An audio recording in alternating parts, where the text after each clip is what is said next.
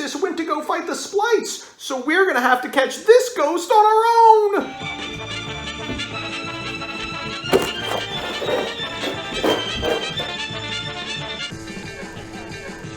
Oh, what's that? Go! First? What?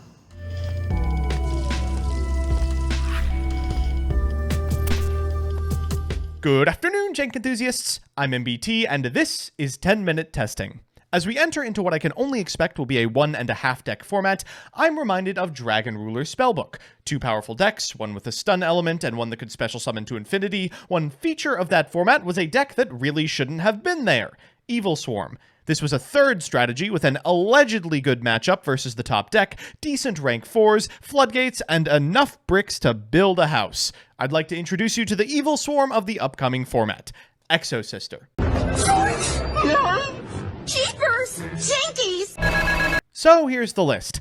Sheesh. Sometimes just by looking at a deck you can tell that it's going to be a snoozer. As always, I'll give you a background about the archetype, a little bit of a discussion about what I hope the deck can do, and of course, the card by card. But first, this video is sponsored by Yu-Gi-Oh! Pro Deck. Yu-Gi-Oh! Pro Deck is the pack opening website that everyone's using for their progression series, but you might have missed it's also got a deck builder, a card database, and a wealth of strategy articles. I personally use it to post the Chalice Line monthly deck breakdowns, so give it a look at www.ygoprodeck.com. With that, let's examine Exosister. Exosister is an archetype of lesbians. I know I say that every single time I play an archetype with women in it, but trust me, these ones are lesbians.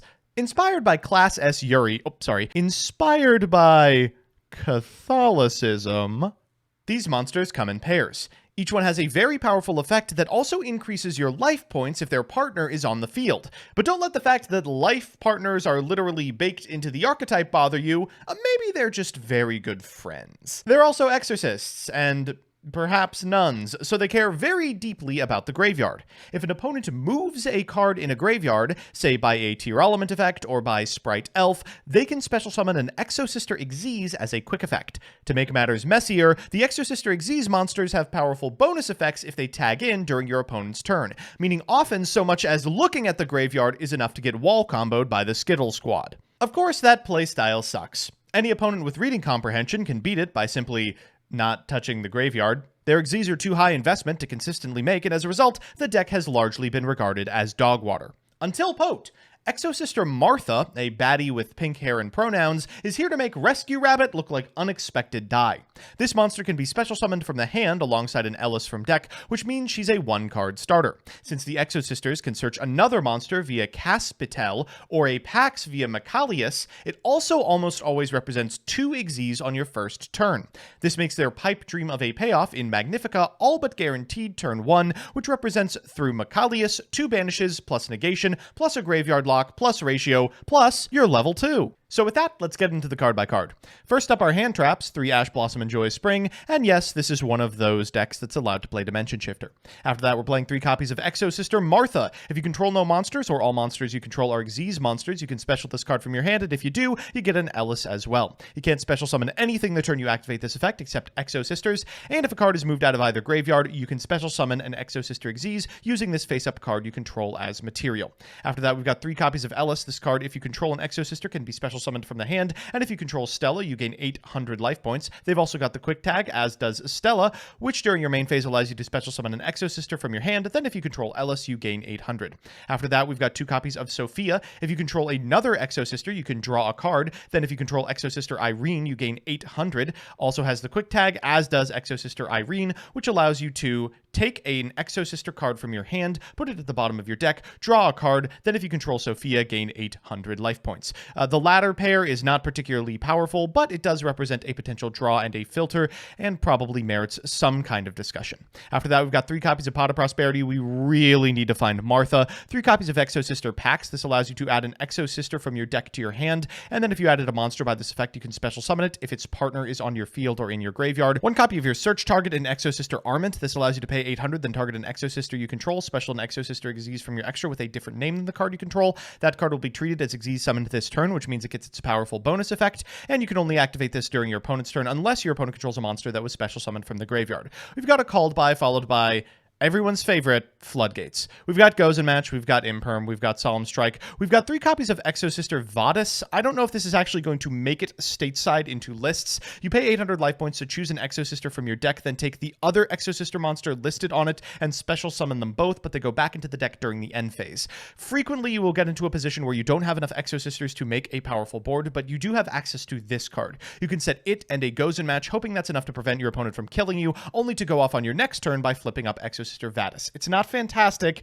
but unfortunately I think it might be good enough. And finally, 2 copies of Exosister Litania. This is a new card debuting in Power of the Elements.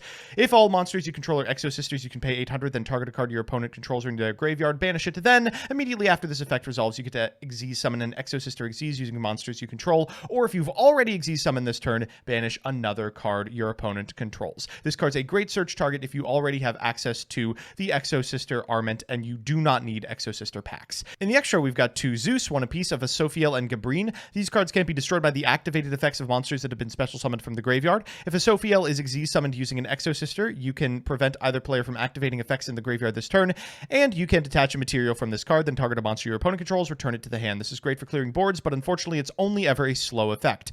Gabrine, if summoned by an Exosister monster as material this turn, has a quick effect that allows you to target an effect monster your opponent controls and negate its effects, and then as an ignition can detach a material from this card to increase the attack of all Xyz monsters by 800. We've got 2 copies of Caspatel. This card and Machias can't be destroyed by battle as long as they are battling a monster that was special summoned from the graveyard. Caspatel, if Xyz summoned this turn, can prevent anyone from special summoning from the graveyard. Then, as an ignition, can detach a material to add an Exosister monster from your deck to your hand. Machias has the ignition to add an Exosister spell trap from your deck to your hand, and as a quick effect, can target a card your opponent controls or has in their graveyard and banish it. Finally, we've got 2 copies of Exosister Magnifica, whose materials are 2 rank 4 Exosister Xyz, has to be Xyz summoned with the above materials, and it can make a second attack each battle phase. Once per turn, you can detach a material from this card to banish a card your opponent controls, and when your opponent activates a card or effect, as a quick, you can return an Xyz monster you own attached to this card to your extra, then special summon that monster from your extra by using this card you control as material. Frequently, what you're going to be doing is returning a Machias, then summoning a Machias using the Magnifica, which will have its quick effect, which allows you to banish 2 cards using this effect and the effect of Machias as well. Very, very powerful card that also facilitates OTKs because it attacks twice. Finally, we have a little bit of extra space, so we're playing an Access Code Talker, a Krishron Halka Fibrex, and a Selene, as well as the best typed Charmer. Now, this deck has a really big problem going second. So in the side deck, we're playing 3 copies of the Winged Dragon of Ra Sphere mode, 3 Dark Ruler No More, 1 Harpy's Feather Duster, 3 Lightning Storm, 2 Twin Twister, and 3 Solemn Judgment. So with that, let's jump into the games. Our first match is up against Fluanderees and Earthbound Immortals! Someone's been watching too much Distant Coder. We're going first, and our hand is pretty good. Imagine my shock when I realized the Dimension Shifter does nothing in this matchup.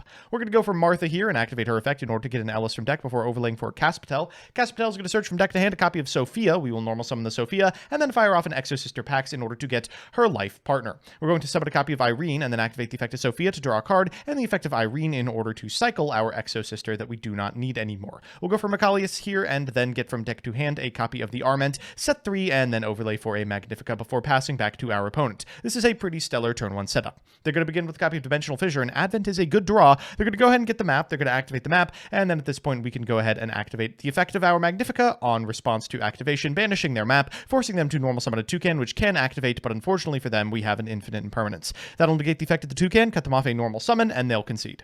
So the deck can beat Fluanderees on the play. Big whoop. That's a prerequisite to even being remotely playable this format. Let's see what it does on the draw. Our opponent's playing Goatee, or I guess Fish, and they've opened the most powerful combo in the deck. Bea Tuneful Princess plus a Gamma for the Ash that is always activated in response to the Bea Tuneful Princess. Okay, let's see what they can do from this position. That Bea Tuneful is going to resolve and get them a copy of Paces from deck. From here, they can go into Dragite and then trigger the effect of the Paces to tag into Super H Deepsea King's Coelacanth, despite what Dyer may tell you. They're going to summon 4 monsters from deck, and then from here go into a Crocodragon, draw a couple of cards, go into a White Aura Monoceros, cycle back the Coelacanth, and that is a soft once per turn, ladies and gentlemen. From here, they're going to go into a White Aura Dolphin and Abyss Gaios, and then activate Shift, targeting the Crocodragon and Lifeless Leaffish, cycling 3 cards to draw the field spell off the top. You've got to be kidding me. They're going to pass back to us, and let's see what we can do. Oh, great, another hand trap. They're going to go for Shift here, summoning it back, followed by Paces, and we're going to try for Martha. That resolves. We get an Ellis from deck. We're going to go for a Machias, try to activate the Ignition effect.